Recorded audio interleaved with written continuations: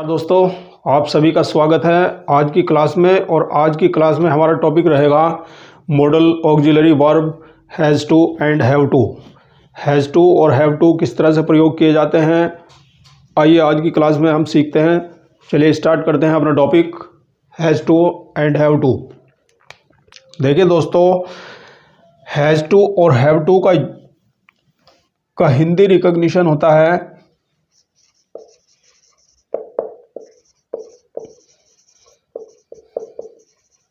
हिंदी पहचान होता है कि यदि किसी सेंटेंस के एट लास्ट, वाक्य के अंत में, कोई भी हिंदी सेंटेंस यदि होता है तो उस हिंदी सेंटेंस के एट लास्ट यदि बोला जाता है पढ़ता है, पढ़ती है, पढ़ते हैं, तो ये पहचान होता है model auxiliary verb has to have to का। इसका यूज़ कहाँ पर किया जाता है? इसका यूज़ किया जाता है इन कंपल्शन। इन कंपल्शन यानी मजबूरी में इसका प्रयोग किया जाता है। प्रेजेंट की मजबूरी में, इन प्रेजेंट। देखिए, वर्तमान की मजबूरी को शो करने के लिए हैज़ टू और हैव टू का प्रयोग किया जाता है। यदि किसी काम को करने की हमारी मजबूरी होती है, प्रेजेंट में कोई काम करने की मजबूरी है, तब हम वहाँ पर हैज़ टू और हैव टू का इस्तेमाल करते हैं। देखिएगा किस तरह से यूज़ किया जाता है, कहाँ पर हैज़ टू का प्रयोग किया जाता है और कहाँ पर हैव टू का प्रयोग किया जाता है। तो देखिए दोस्तों, has to is used with singular subjects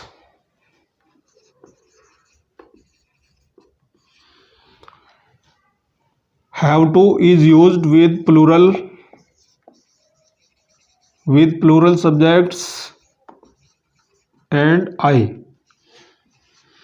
यदि सब्जेक्ट आई होता है या हमारा प्लूरल सब्जेक्ट होते हैं तो वहाँ पर हैव टू का प्रयोग किया जाता है दोस्तों, और सिंगुलर सब्जेक्ट के साथ हैज़ टू का प्रयोग किया जाता है। ये आप सभी जानते हैं सिंगुलर सब्जेक्ट कौन कौन से होते हैं। ही, शी, इट, नेम, ये दोस्तों हमारे पास सिंगुलर सब्जेक्ट होते हैं। और प्लूरल सब्जेक्ट में आते हैं you, we, they and compound names.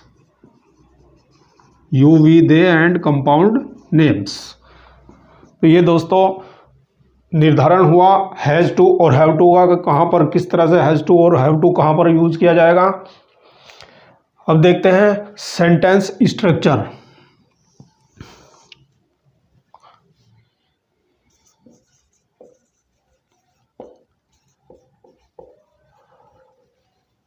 Sentence structures होंगे।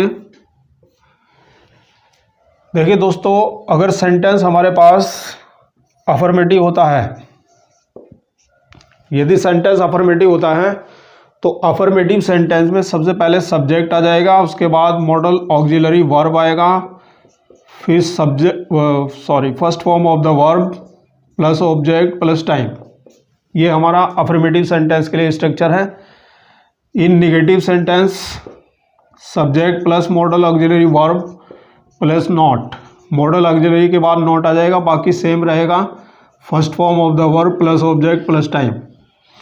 सिंगल इंट्रोगेटिव में मॉडल ऑक्सिलरी का स्थान स्टार्टिंग में हो जाता है, तो modal auxiliary verb plus subject plus negative है तो नॉट आ जाएगा, अदरवाइज नहीं आएगा। First form of the verb plus object plus time, question mark. बात करेंगे डबल इंट्रोगेटिव सेंटेंस की। In double interrogative sentence we have question word first, question word plus model auxiliary verb plus subject plus not plus first form of the verb plus object plus time plus question mark. These are the sentence structures for has to, have to. तो ये देखिए हमारे पास दोस्तों sentence structure हुए affirmative, negative, single interrogative and double interrogative sentences. चलिए हम देखते हैं, कुछ एग्जाम्पल से क्लियर करते हैं। देखिए दोस्तों एग्जाम्पल से क्लियर करते हैं। मैंने कहा कि उसे कपड़े धोने पड़ते हैं, उसे कपड़े धोने पड़ते हैं। तो यहाँ पर देखिए दोस्तों पहचान लास्ट में हिंदी वाक्य के अंत में मैंने बताया था कि पढ़ता है, पढ़ती है, पढ़ते हैं आदि शब्द आते हैं, तो वहाँ पर हम प्रेजेंट की मजबूरी शो करते हैं, और प्रेजेंट की मजबूरी शो करने के लिए हैज़ टू और हैव टू का यूज़ किया जाता है। हैज़ टू कहाँ पर सिंगुलर सब्जेक्ट के साथ, हैव टू कहाँ पर प्लूरल एंड आई सब्जेक्ट के साथ। देखिए यहाँ पर ये हमारा अफर्मेटिव सेंटेंस है, उसे कपड़े धोने पड़ते हैं।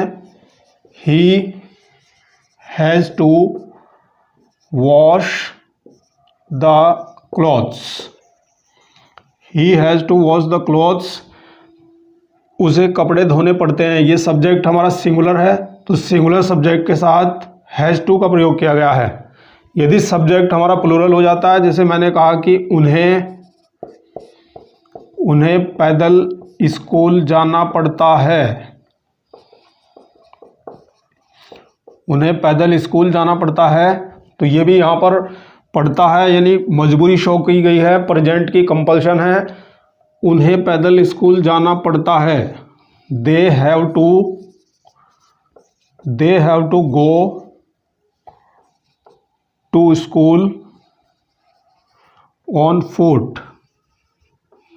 तो ये देखिए दोस्तों कि अगर सब्जेक्ट हमारा प्लूरल है तो प्लूरल सब्जेक्ट के साथ model auxiliary verb have to का प्रयोग किया गया है। यहाँ पर सिंगुलर है हैज़ टू, प्लूरल के साथ हैव टू, आई के साथ भी हैव टू का यूज़ किया जाता है। जैसे मैंने कहा कि मुझे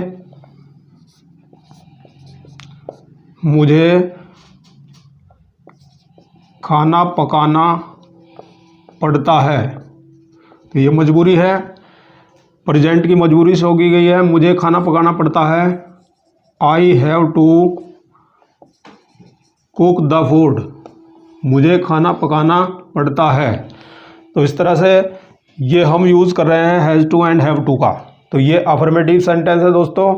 अब देखिए बात अगर मैं करता हूँ नेगेटिव सेंटेंस की, तो ये देखिए मैं इसी को ही नेगेटिव बनाता हूँ। ये सेंटेंस हमारे पास है कि मुझे खाना पकाना पड़ता है, तो इसको अगर मैं नेगेटिव में कहूँगा कि मुझे खाना पकाना नहीं पड़ता है, तो क्या हो जाएगा दोस्तों, आई हैव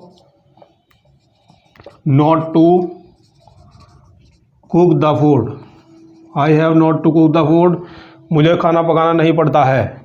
सिंगल इंट्रोगेटिव दोस्तों इसी का बनाएंगे। तो पहला वर्ड मॉडल ऑक्सिलरी का पहला वर्ड स्टार्टिंग में आ जाएगा, क्या मुझे खाना पकाना पड़ता है। तो यहाँ पर हैव को बाहर ले आएंगे, स्टार्टिंग में have I to cook the food, have I to cook the food, क्या मुझे खाना पकाना पड़ता है। डबल इंट्रोगेटिव सेंटेंस अगर कहें, क्वेश्चन वर्ड लगाएं, मुझे खाना पकाना क्यों पड़ता है, अगर मैं यहाँ पर क्वेश्चन वर्ड क्यों बोलता हूँ तो क्या हो जाएगा दोस्तों, यहाँ पर स्टार्टिंग में क्वेश्चन वर्ड आ जाएगा, बाकी as it is single interrogative की तरह बनेगा। Why have I to cook the food, मुझे खाना पकाना क्यों पड़ता है। तो इस तरह से ये हमारा क्लियर हो जाता है दोस्तों has to and have to. तो प्रेजेंट की कंपल्सन किस तरह से शो की जाती है हैज़ टू और हैव टू के द्वारा। आज की क्लास में इतना ही है। ठीक है दोस्तों, वीडियो आपको कैसा लगा कमेंट करके बताइए। Thank you, have a nice day. मिलते हैं अगली क्लास में।